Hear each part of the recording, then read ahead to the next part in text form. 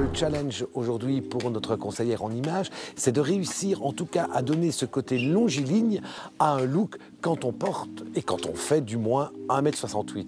Alors c'est ça qui est intéressant, c'est de savoir les astuces, les petites choses, les petits plus qui font que eh bien, d'1,68 m, on peut en paraître en tout cas quelques centimètres de plus, donc donner ce côté élancé à notre modèle. Alors, pour un look printemps pluvieux, je ne vais peut-être pas partir sur le traditionnel trench, mais plutôt un blouson dans la même matière. Ah mais voilà, ça pourrait être sympa. Ça change un petit peu du trench traditionnel. Alors, j'ai mon blouson. Ce qui serait chouette pour aller avec, c'est un petit chino.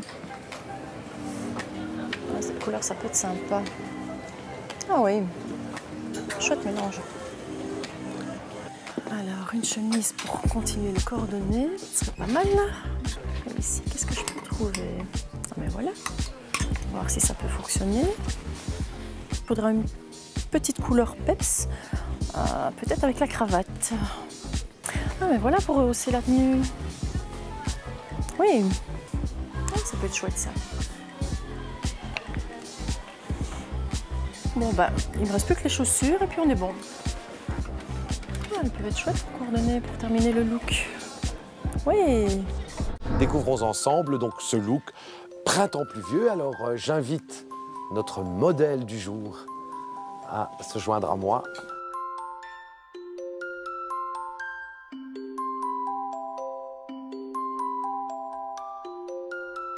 Qu'est-ce qui définit pour vous ce look printemps pluvieux?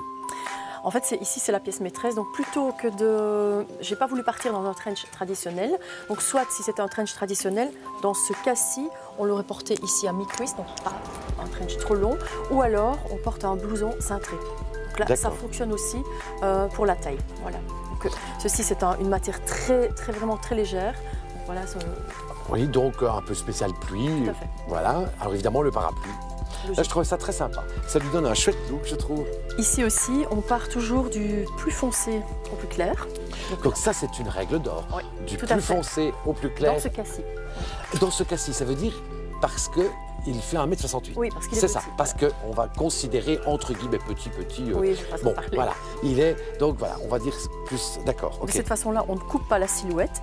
On garde la verticalité ici avec la veste. Donc là, on a la tirette, c'est pas un double boutonnage. Donc on garde la verticalité. On a la verticalité avec la cravate et la couleur aussi qui donne un petit côté peps. Oui. On a la verticalité aussi avec les fines lignes de la chemise. Important aussi quand on est petit et mince, on ne prend jamais des motifs trop grands. Donc tout petit motif ou ligne étroite. La verticalité de la fermeture éclair, la verticalité de la cravate. Si on lui avait mis un nœud papillon, par exemple? Ça ne choque pas, mais je veux dire, ça n'a pas de sens. Si on veut apporter la verticalité, un nœud papillon est horizontal. Okay. À retenir, ces petits motifs verticaux, tous les tons unis. Donc là, Oui. Donc, des petits motifs sur la chemise. Oui. Des petits pois. Oui. Tout petits pois. Tout petits pois. Toutes petites fleurs. Toutes petites fleurs. Pas de carreaux. Non. Pas de, voilà, et pas de gros motifs. Et pas de gros motifs. Ouais. Non, très chouette look. Vraiment, printemps 2018 pluvieux. Comment vous vous sentez? Super, bon, ouais, c'est super. Merci Sabine. Je vous en prie.